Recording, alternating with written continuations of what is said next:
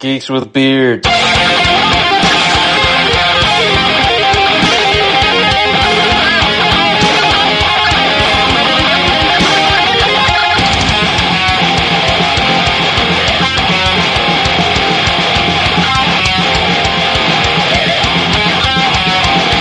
Podcast. The Shogun Warriors. Guy King with rocket boosters. Great Mazinga with rocket launcher. Look, it's Godzilla! Is he friend or foe? You can decide. Wow. Launch his claw. Imagine his breath is a blast of fire. That's a warning! The large Shogun Warriors and Godzilla. They're ready to strike when you are. The Shogun Warriors, Great Mazinga, Guy King, and Godzilla, each sold separately. Accessories not for use with smaller Shogun Warriors from Mattel. Hello, everybody, and welcome back to a brand new episode of the Geeks with Beards podcast. It's been a minute, but we are back, and it's chilly weather again here in Tennessee. Today, we're going to be talking about Shogun Warriors from Marvel Comics, 1979. This is our first of possibly many listener request episodes that we're going to do, and this one was requested by our podcast friend Pete from Give Me Back. What's up, Pete? Yeah, Pete. From Give Me Back, my podcast. Good Beer, Bad Movie. So yeah, Pete, this is for you, man. But before we jump into that, Sean, what's been going on since our last episode? Well, first of all, you said chilly weather. It was 70 degrees 2 days ago. Dude, Mother Nature, she needs to get over her bipolar stuff. If any of our listeners aren't familiar with Tennessee, we literally have had every season this week. I think my dad, my dad called this one the Red Bud Winter or something like that. And then I think he said there's at least one more cold snap will be coming through, I think my dad said. He's one of the old schoolers. He remembers all that, stuff or whatever. Well, if we find that groundhog, it's going on the grill. Oh, he done seen his shadow and said, uh-oh. But other than that, I went and actually watched a movie. What'd you see this time, man? The Bride. No, I'm just kidding. How was it? Okay, so, I liked it. Mm-hmm. Yeah. It was weird as fuck, though. Okay. All right. Christian Bale, we know I'm not a huge Christian Bale fan. Like him a little bit better than Hugh Jackman, but whatever. Anyway. His Batman's growed on me, so. Yeah. Anyhow, I thought he did a good job as Frankenstein, and the girl, who was it that played the girl? Yeah, I have no context for this movie. I've seen a couple of YouTubers do reviews of it, and they weren't too happy about it. But again, that's everybody's opinion. Apparently, it didn't do well financially. I think it was considered a bomb. I think Jessie Buckley. Jessie Buckley. I don't know who that? I thought it was like Lady Gaga at first. But, okay. Yeah. Okay. So my opinion is it's weird. Mm-hmm. I wouldn't watch it again.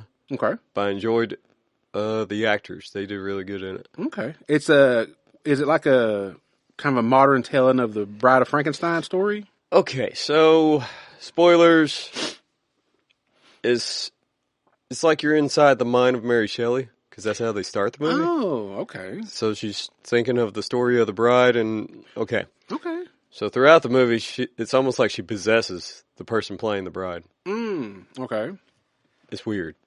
So, but then it's like a half Bonnie and Clyde type movie because of Frankenstein. I kind of got that when I watched the one trailer. I watched one trailer on TV, and I'm like, this seems like a Bonnie and Clyde kind of story. And at one point, they're dancing to Putting on the Ritz. So, I mean, it's like chaos. First thing comes to mind is Young Frankenstein, and they did that too. Put on the Ritz.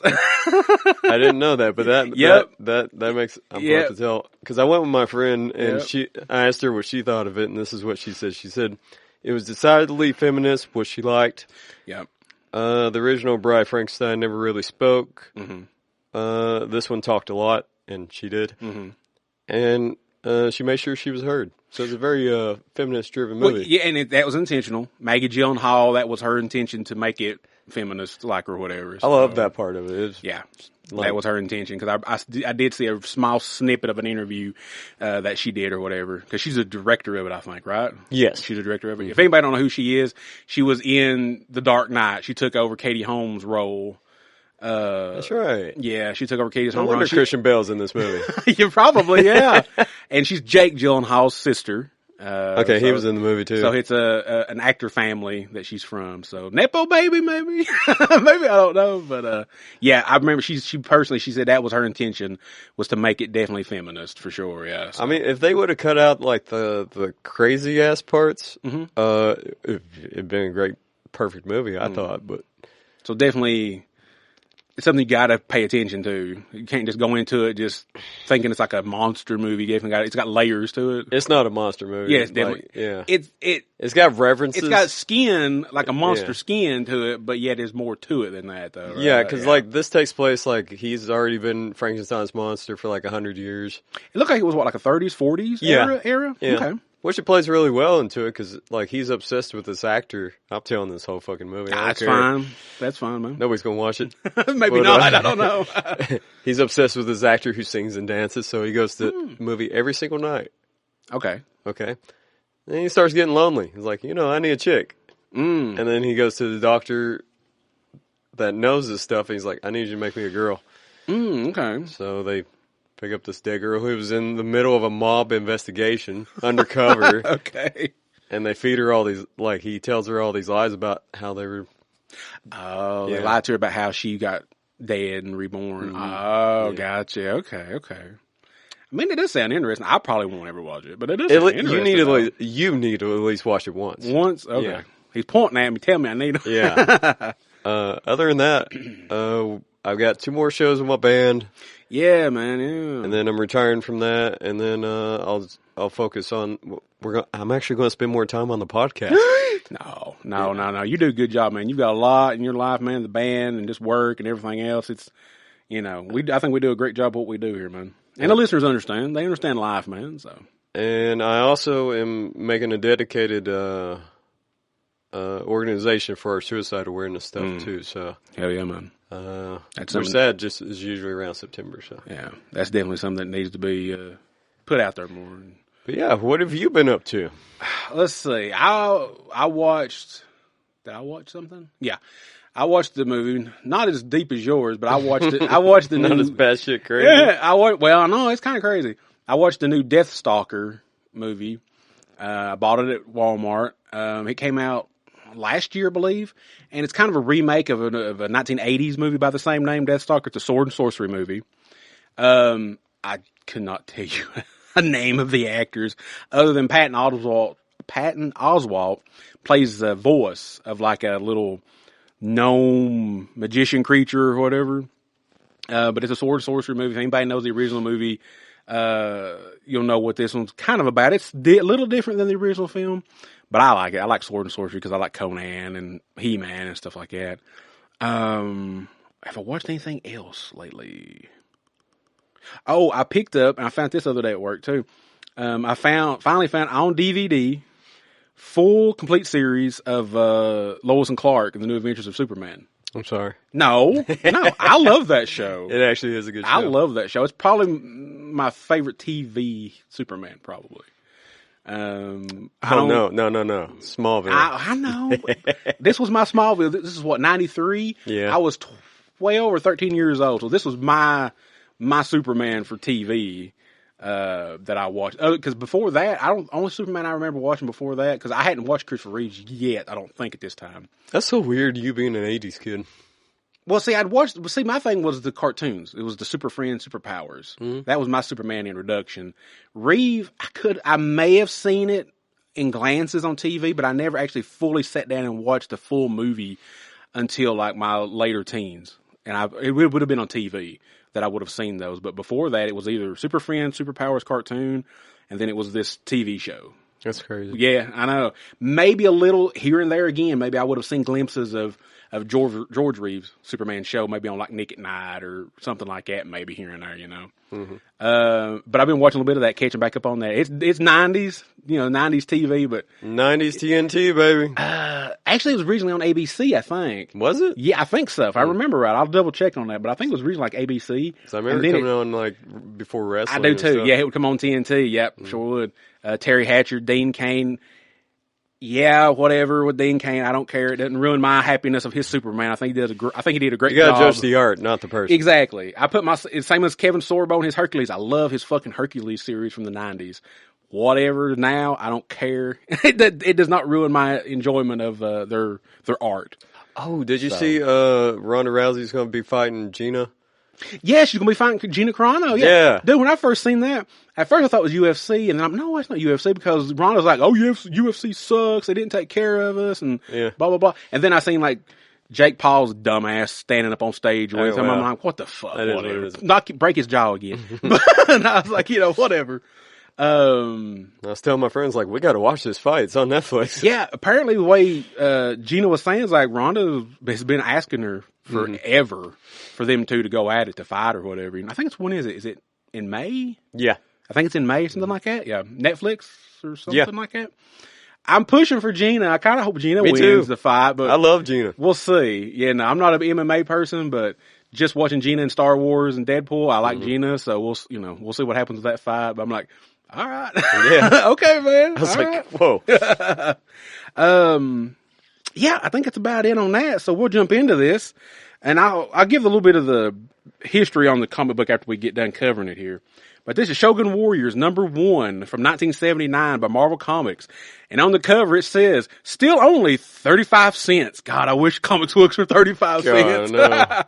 I wish they were 35 cents, man. I want the mortgage in my house to buy new comics. They just need to stay at like, fuck it, they're $4.99, but still, they need to go back down to that DC's $2.99 they try to do.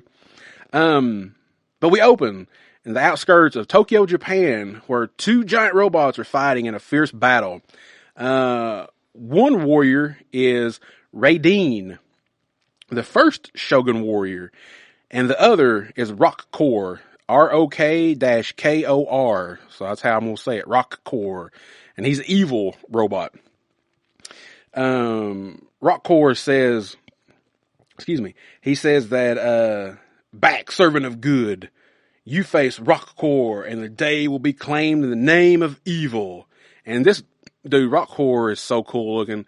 He's got like buzzsaw blades on his feet. It was pretty gnarly. And like tentacles on his hands. This is awesome. As I was like, wow, this is prime like Japanese, monster fights and stuff like that. Just awesome. So Rockcore, they're fighting, and Rockcore, he fires an energy blast at Raiden, and luckily Raiden's able to get out of the way, jump out of the way of the blast, and he raises a shield to block the blast. Then Rockcore wraps Raiden with his tentacles. He's got like these tentacles that come out of his hands and stuff. But Raiden is able to break loose from him like that, and he's like, ha, you think that's going to hold me? No. And you discover that actually that Raiden is not a sentient robot. It's actually piloted by 3 ordinary humans. So basically it's a mecha. It's kind of like a Gundam in a way. 3 ordinary humans. And they're kind of they're unfamiliar with the controls. They're kind of still fumbling around a little bit, and trying to survive this fight with Rockcore, and save the city. So Rockcore, he fires some missiles from his chest. He got some booby missiles. Fires a couple of booby missiles at Raiden.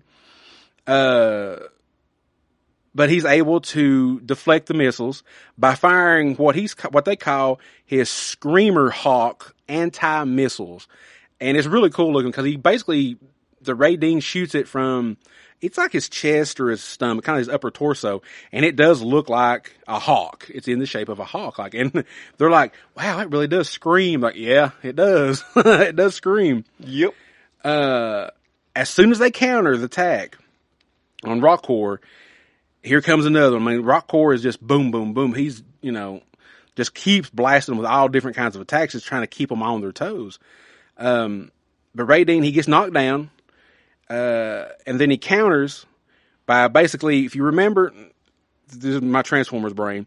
If you remember the 86 movie when Megatron and Optimus is fighting and Prime's down and he kind of kicks Megatron with both his feet up in the air with his legs. That's what Raiden does to Rockcore to knock him back so he doesn't get on top of him.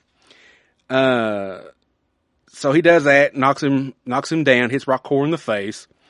Then they use what they call their breaker blade to knock him back. And basically the breaker blade, it's kind of a shield, but it's got a blade on the end of it. It's really cool looking. It's I'm like, damn, I'm loving this book. It's the first time read for me if I didn't say this. It's just awesome looking at this stuff. But he knocks Rockcore back, and then yet again, Rockcore comes at him with another attack, and this one he shoots those spiked wheels from his feet. And they're like doubled wheels, basically, on both of his feet, and he just keeps blasting him with them. And Raydeen uses his breaker blade to shield the attack and block it. And then we find out that we are basically in the very first battle that these three people have ever been in as pilots of Raydeen. So basically what we're going to get into now that happens in the comic is we're going to get the backstory of what led up to this fight. Rewind. Yeah, it's like one of those things in the movies they do. It's like throw in the action and then like 24 hours before. So now we get a little bit of a backstory on the three people that are in Raydeen. And it says several hours earlier in a remote region in the Far East, hidden in a secluded mountain, is the Shogun Sanctuary. 4 people who are members of the Followers of the Light are watching a volcano that's about to erupt. And the reason they're watching the volcano is that you find out that within that volcano is where Rockcore and the dark agents, of Lord Marcon, I think that's how you pronounce it, Marcon, are basically imprisoned. And they've been imprisoned there for centuries. But unfortunately, the volcano's about to erupt, and when it erupts, it'll wake them up. And they'll just start terrorizing the world again. So they're keeping an eye on it. That's what they do. And that's what they've done for generations. And one of the agents, Dr. Tambura, says that it's time to summon the 3 current warrior prospects so they can protect the planet from the evil of Marcon and his dark agents. So then we go one at a time to the different warriors, and we are introduced to them. The first one, we go to an airport in Manila, where we see Genji Odashu. She's female, 22 years old, and she's a Japanese pilot. And that's all we see of her. Mm-hmm. She's just I don't know if she's like, and I don't think it says she's like a test pilot or anything. She's just a straight up pilot, I believe, if I'm not mistaken. That's where I go from it. Yeah. And then we jump to the coast of Madagascar, and we're underwater in the, let's see, who do we meet up? Ilongo, I think that's how you pronounce it. Ilongo Savage, male, 24 years old, African marine biologist. The third warrior, we are in Wyoming. Richard Carson, 22 years old, North American, and he's a test driver. And all of a sudden, Dr. Tambor, he's like, all right, we got to get him transported to the Shogun Sanctuary. And one of the other people that's with him, they're like, now you realize they're going to be shocked. They're going to be like, where the hell are we? We just, 1 minute we're doing our job, next minute we're at this, weird place that we've never been before. Which is what happens. They all 3 get teleported with their respective vehicles that they were in to the Shogun Sanctuary. And they're basically like, what's going on? What happened? Where are we? And basically they all say, look, we need to get back to what we were doing because we've got important jobs.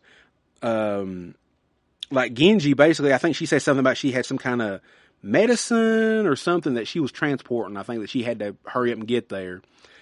And then, of course, Ilongo, he's a marine biologist. He's basically like, look, if I don't come back up from the ocean, people was going to be wondering where I'm at. And they're just like, look, we need to explain why you're here and what's going on.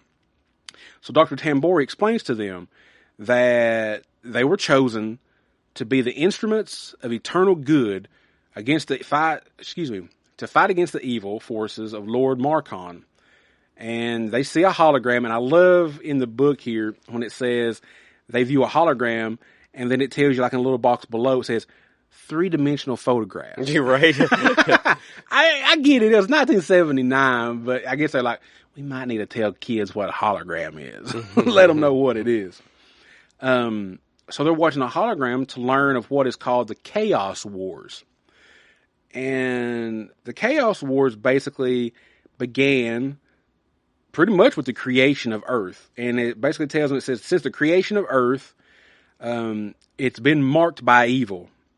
Ancestors of Marcon ruled over Earth for quite a while until the ancestors of the first followers of light came to drive them away. So started the Chaos Wars. And Marcon and the last remnants were trapped underground in suspended animation until the volcano erupted, the one that they had been watching. Basically renewing their conquest of Earth, drawing upon the hot blood of Earth. Now, I don't think it said anything else in here what that was. I'm assuming just maybe the lava, thermal energy or whatever from the planet. Because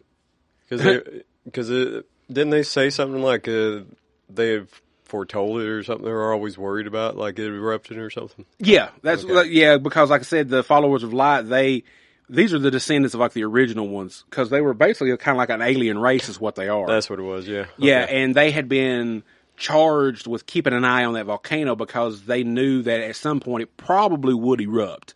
And once it did, Marcon and his evil creatures would be free, start the war all over again. That's what that's why they'd been building the Shogun Warriors in preparation for that. This is very Power Rangers-esque. I mean, it is 70s, Japan and stuff. After 2,000 years, I'm free. Basically, yeah. It's time to conquer Earth. Rita.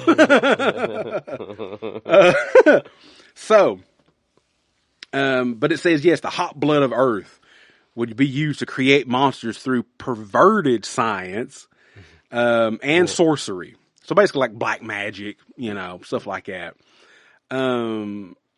A satellite shows, now we're going back in time. So a satellite shows Rock Corps attacking, and Dr. Tambor takes the three of them to Raydeen for the very first time, and he says, this is Raydeen, the first of the Shogun Warriors. And he explains on them that it will be the weapon that they use against evil. And basically they're like, okay, none of us have ever had any experience at running a giant mecha robot. So how do you expect us to do this? So basically, and it's kind of like a little montage thing. And it says that after only a short 20-minute crash course of training sessions, they're through inside of Raydeen and they're like, go fight Rock Corps. I'm just like, granted, one of them's a marine biologist and the other one's a pilot, of course, the other one's like the test driver. Apparently they're pretty damn smart and they can absorb that shit within a sponge because, dude, 20 minutes ain't enough time for me to learn the schematics of a giant mecha. Here's a YouTube video. Go for it. This was 79. There was no, well, they did have holograms, but there was no YouTube video. So yeah, after 20 short minutes of a crash course, boom, they are put in Raydeen, and this is when they go off and fight Rock Corps. Now we return to the fight, to present time, and during the battle with Rock Corps, and he sheds his robot shell, and this is really cool, that he looks like a robot, but it's like a shell, and underneath it, he looked like rock, basically, like a rock creature, whatever. And he sheds his shell, and you see that he's in the form of like rock or magma, kind of just fused together, like a rock lord, if anybody knows, again, another 80s toy reference, rock lords.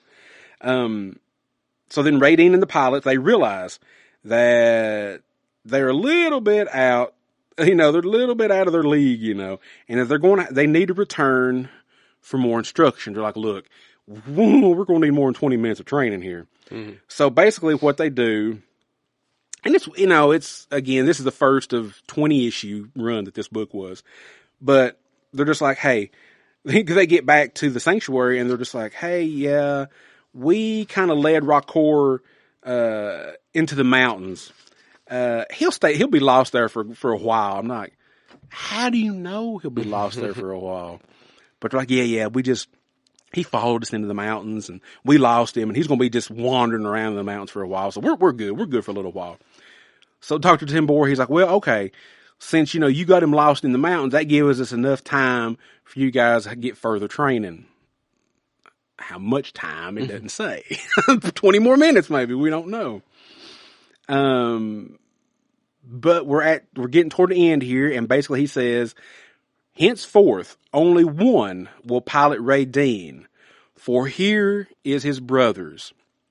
And he introduces 2 other Shogun Warrior robots. And we get Combatra and Dangard Ace. And he says, and tomorrow will be their first day to fight. And they're just like, man, I hope we get more than 20 minutes training with these ones here. They look cool. And that's the end of the comic book, sorry. They look cool, but I think I like Ray Dean's design more than these other 2. Yeah. In my opinion. They do look cool, but I like Ray Dean's design more. I like that they made them different, too. Yeah. Yeah, they did. And if people, a lot of people, now I didn't know there was a comic book. My knowledge of the Shogun Warriors was a toy line that Mattel had brought over here from Japan. And they were almost like 2 foot tall plastic, robot toys that, didn't have a lot of function. It was the 70s, but they had like wheels on their feet so you could roll them. They had like spring loaded missiles and fists that would fire. And they even did a Godzilla figure. It's probably one of the most expensive Shogun Warriors toys that they made, because he's got like a firing fist.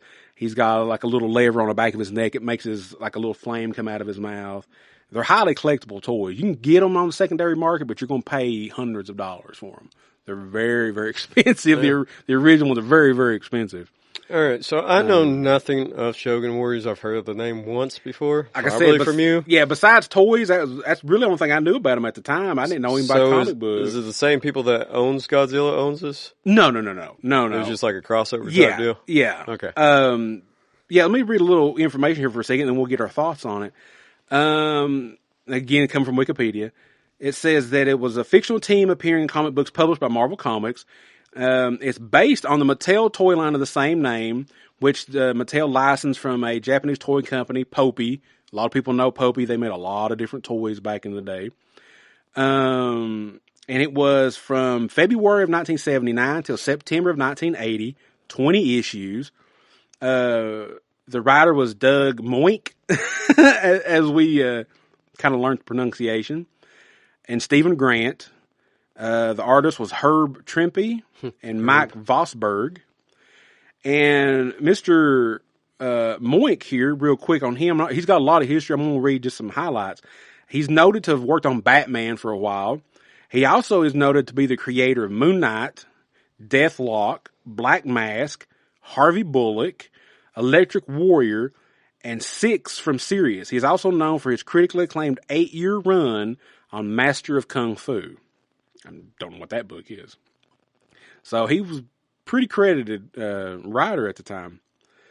But yeah, like I said, I remember the toys as a kid. I never had any of the toys, but I remember them. And I didn't know anything about this comic book until Pete suggested it for a listener request. So thank you, Pete, for that, because I enjoyed this. A little high on the high end. This is actually a pretty decent grade. It's a fine grade I got from mycomicshop.com. $9. Ain't terrible. Not no. terrible. No. Not terrible. Is the rest of the run about the same? Or? It depends. Yeah, it can be the same. It can be a little higher. It just really depends. Okay. You know how my comic shop is. A lot of times they only have graded copies sometimes. So that is true. I hadn't checked eBay. They might be different depending on the person that's selling them. But yeah, my thoughts on it is I really enjoyed it. First time reading it. I don't know if I get any more again because price. I might grab 1 or 2 more maybe.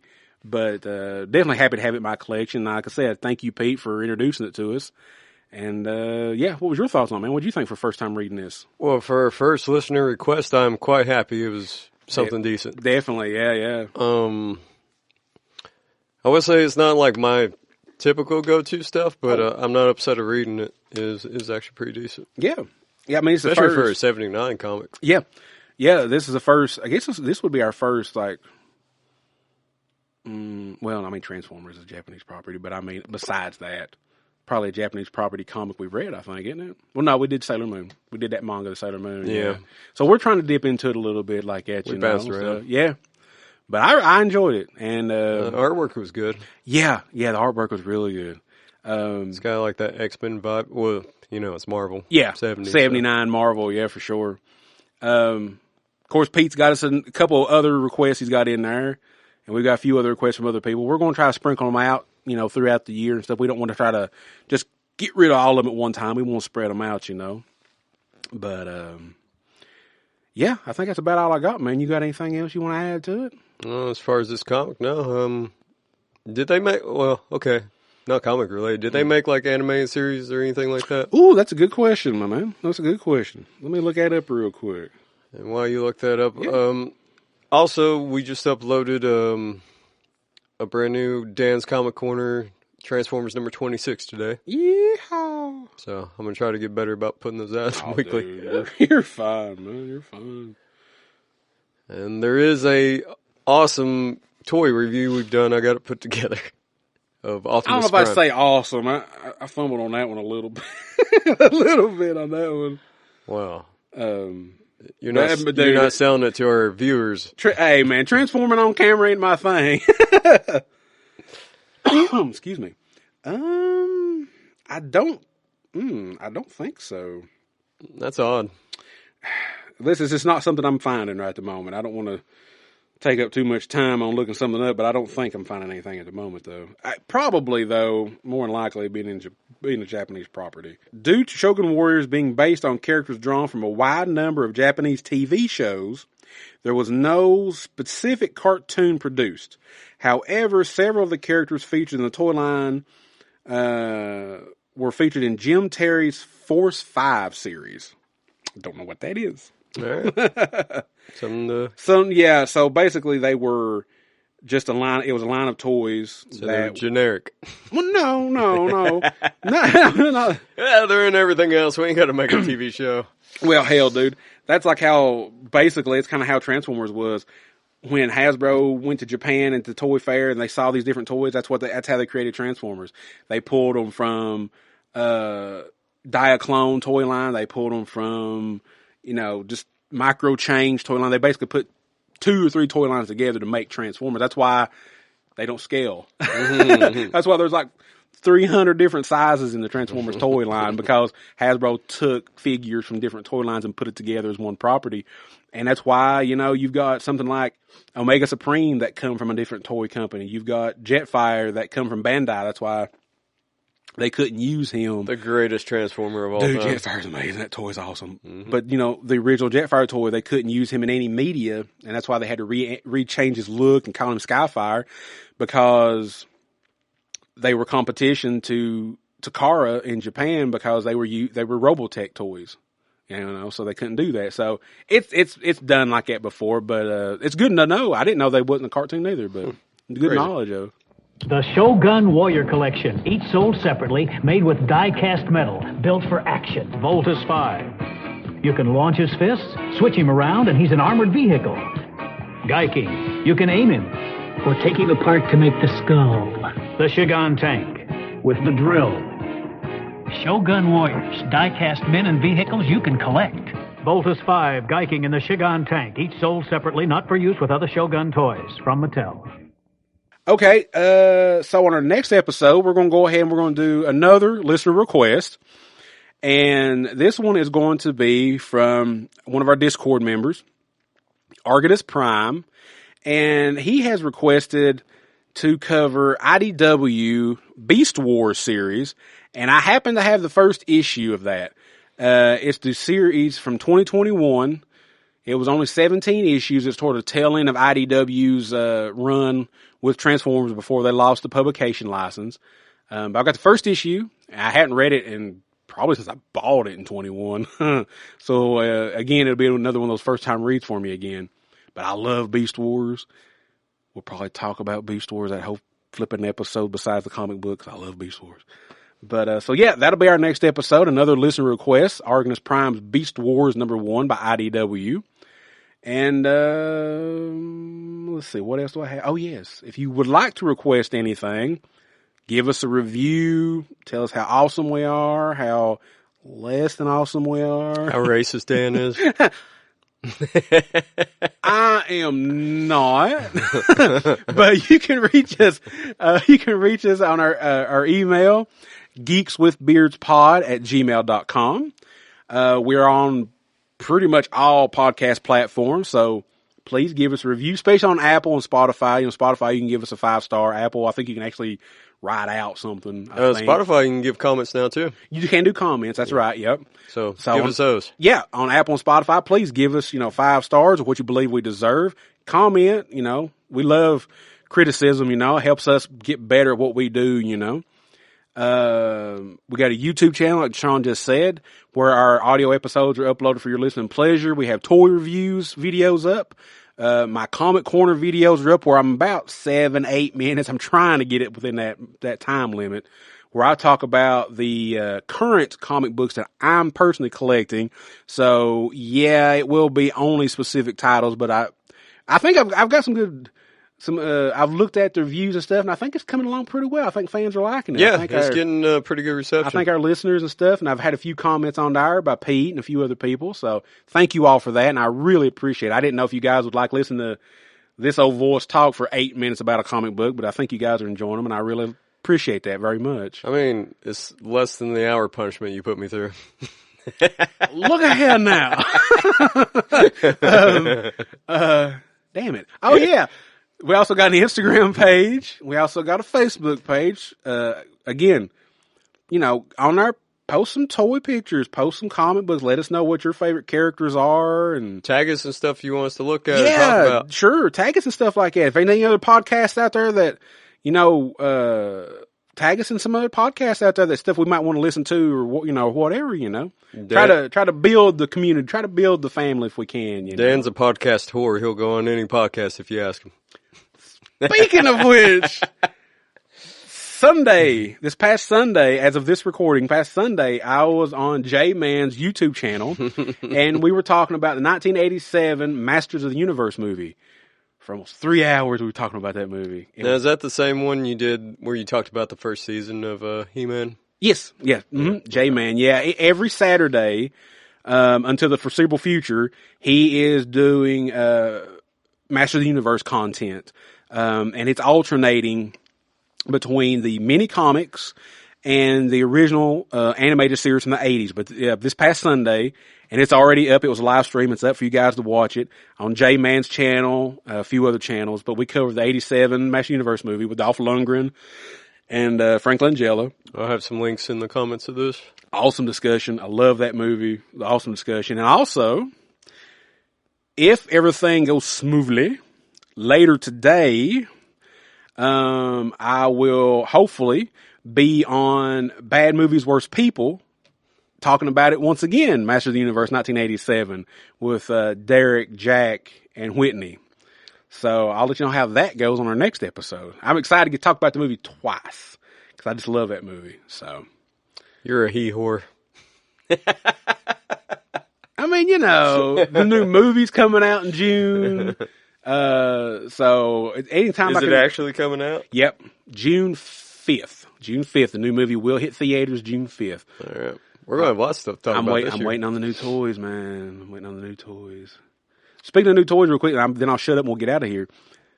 Last night, I seen a whole bunch of new toys that's coming in, action figure wise. Transformers is doing a crossover now because, they did it with Back to the Future and Ghostbusters and Turtles and everything else.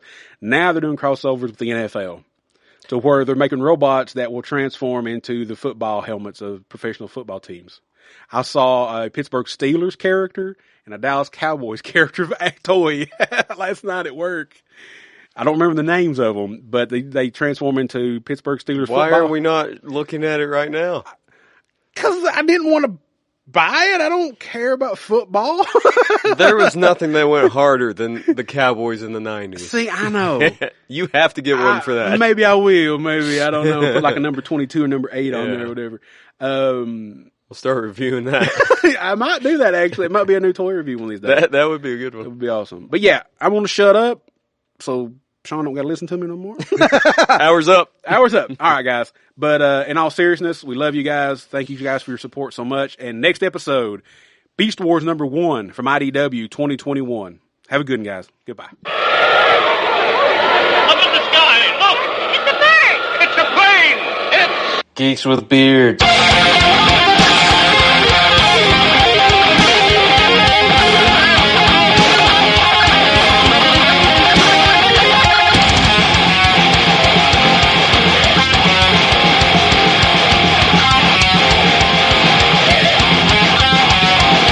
Podcast. All right. So, do you have anything for us for our next episode? No, what is our next episode? Oh, I don't know. I hadn't thought about it. I dated this out too. I thought we had like 4 picks ready. Oh,